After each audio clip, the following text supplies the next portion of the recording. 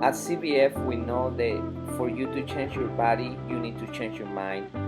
Exercise and eating healthy is only part of the plan. We care about our members as we care about our family, because our members become our family. It is not about competition, but support. It is not about being the strongest or the fastest, but about you defeating your negative self. It is about working together and making the task challenging and have fun. By the end, what matters is not how hard the session was, but that you take control of your mind so you can take control of your body. My name is Sandro Torres, and I'm happy you are part of our family. Welcome to Custom Body Fitness.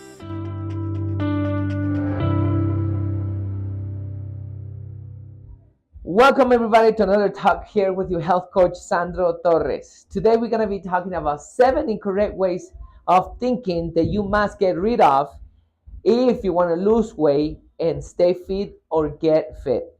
I've been in this field of helping people lose weight and get toned for more 10 years. I think it has been like 15 years. And I got a lot of experience because I immersed myself in assessing our members and asking them a lot of questions. I like to analyze the way they think and therefore make conclusions.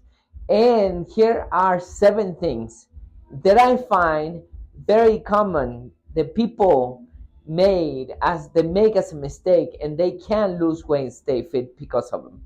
So the first one we're going to be talking about, there is absolutely nothing. There is no pill, there is no surgeries, there is no exercise, nothing that is going to overcome your bad diet.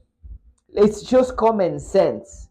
If you eating 4,000 calories and you only burn 2,000 calories, you are not going to lose weight. Just simply as that. Calories do matter, and we're going to get into it in a moment. But right now, I want you to think about that way. If you eating 2,000 calories more, there is no exercise that you do that is going to burn 2,000 calories in an hour. You're probably going to lose 2,000 calories in probably 3 hours. And we're talking about rigorous exercise to the point the next day is going to be difficult for you to wake up and do it again. So if you are eating horribly, there is nothing, absolutely nothing that is going to keep that weight off, or you're going to lose that weight. So keep that in mind. The first thing for you to start losing weight and tone your body, you need to fix the way you eat. Second thing is, many people want to exercise the body part they want to exercise instead of exercising the body parts they need to exercise. For example, a lot of guys, they want to look great and amazing, and they only work the upper body, and you see those chicken legs, right? Very small legs right there, small. That's how they look, and they not only don't look attractive, but also they create an imbalance in their body. So for example, they might be able to lift some heavy weights. Let's say the bench press. Yeah, they'll be able to probably lift a heavy weight because it's on a rack and be able to lift it. But let's say they have to lift 200 pounds or 300 pounds off the floor or whatever. If they're trying to go for the weight, they're going to injure their back because they don't have the strength in their lower back, in their legs, and therefore they don't have the strength at all, because even though their arms have the strength, they're not going to be able to pick it up. So that's not being fit. That's something that you try to cover up by having nice arms but not having nice legs. So it's not about only working out whatever you think you want to work out. It's about the things that you need to work out. And many people avoid working out legs because they're difficult to exercise. They take a lot of energy. Another example that I can give you are women. they want to work out their legs, but they don't put the weight on it. What they do, for example, there is an exercise that has become very famous, the hip thrust. The hip thrust do helps to increase your glute size, but once again, it's a useless exercise when it comes about functional exercise. Not only that, it doesn't really help you to burn more calories compared to squats. At squats, you work your glutes, your quadriceps, your hamstrings, your lower back, everything is working, your core. You have to do a whole range of motion up and down, and it takes a lot of energy for you to be able to perform this exercise compared to the hip thrust. I have absolutely nothing against the hip thrust. The problem is the people trying to replace a squat for hip thrust. Hip thrust has a waste of time compared to squats. So it's not about the things that you want to do only, are the necessary things for you to have a balanced, attractive, and functional body. The next incorrect way of thinking is not being constant with your exercise and eating. Many people want to lose weight and they exercise the first month and then they stop coming the next month because they lost 8 pounds. They think they're gonna keep it off, and the next month they they they stop doing what they're doing and they regain that weight or even more, and then they start exercising again and they continue doing that. Sometimes it's not even months, sometimes week. They come 1 week or maybe 2 weeks and then they stop exercising 1 week, and then they come another week and in 1 week they lose 1 pound, and then the next week they gain that pound because they don't come. And the same with their eating. 1 week they eat healthy, the next week they don't eat healthy, and so on. So being constant with your exercise is super important. It's incorrect of you thinking that coming 1 week or 1 month once in a while is going to help you lose weight and stay in tone. The next one is very similar to this one. It's about eating healthily the whole week and then eat whatever during the weekend. Many people eat healthily the whole week and they lose 1, 2 pounds.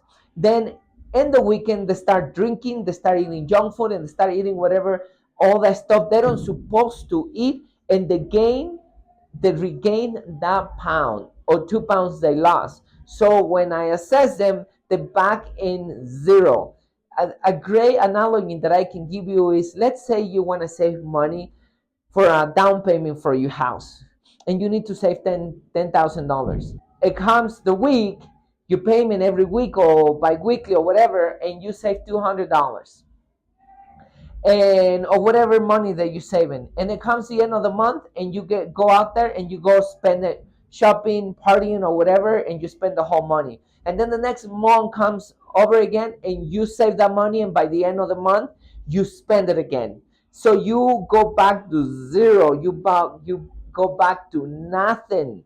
So you staying in the same thing and you're never gonna save the money. The same goes with your weight loss. You're not gonna be able to lose weight if you do that. If you eat healthily the whole week and then the weekend you just let go and start eating whatever. The next one is common. Finding the motivation for you to exercise, but don't practice discipline.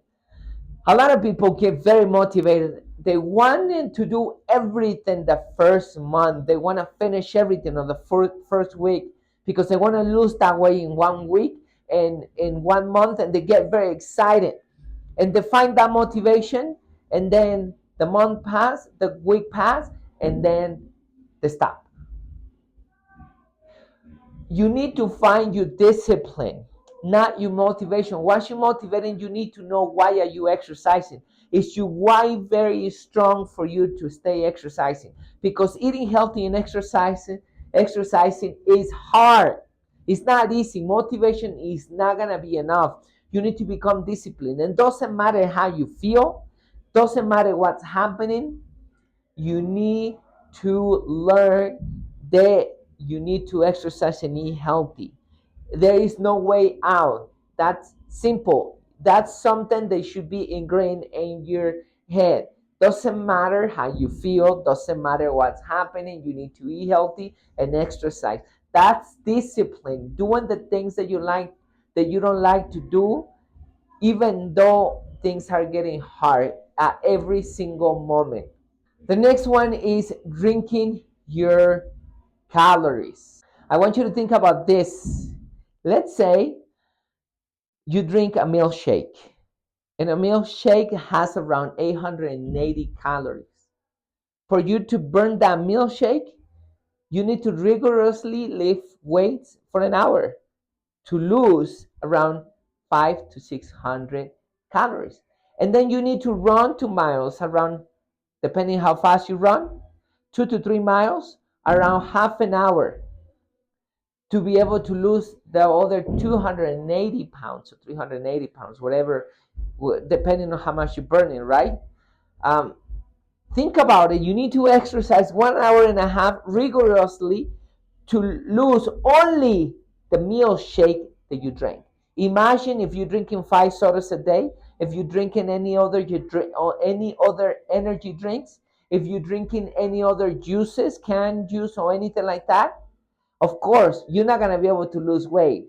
So don't drink your calories. That's the other thing. And the last one is following a diet. First of all, let's find the real definition of a diet. The real definition of a diet is the way people eat, you eat, or somebody eats. That's a diet. But the definition of many people, what they have in their head, a diet means that you're gonna diet. Dieting, that word or dieting should not exist, because dieting is something that people think that you do for a short period of time, a week, a month, 3 months, 4 months, and then they stop.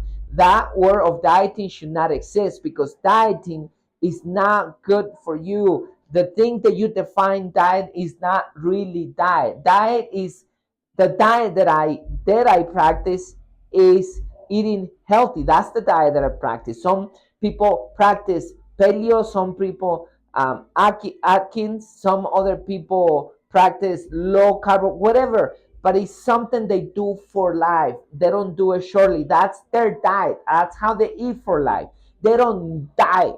So think about that. So when people follow diets, they, instead of changing their habits, what they do is they eat good, whatever diet they follow according to them, and they do it for a couple months, and then they regain the weight again. Instead of that, you change your diet by changing your eating habits. Start slowly changing some of the things that you want to get rid of, and find out what your body likes and what is allergic to, and the things that you like, and they can fit your lifestyle. Make sure, of course, it's healthy, and then that's your diet, and that's what you're gonna follow for life, instead of dieting for a couple of months. So that's another mistake that people do. If you want to lose weight, if you want to get fit or stay fit, you want to get rid of these 7 incorrect ways of thinking, then you're gonna get results with no problems.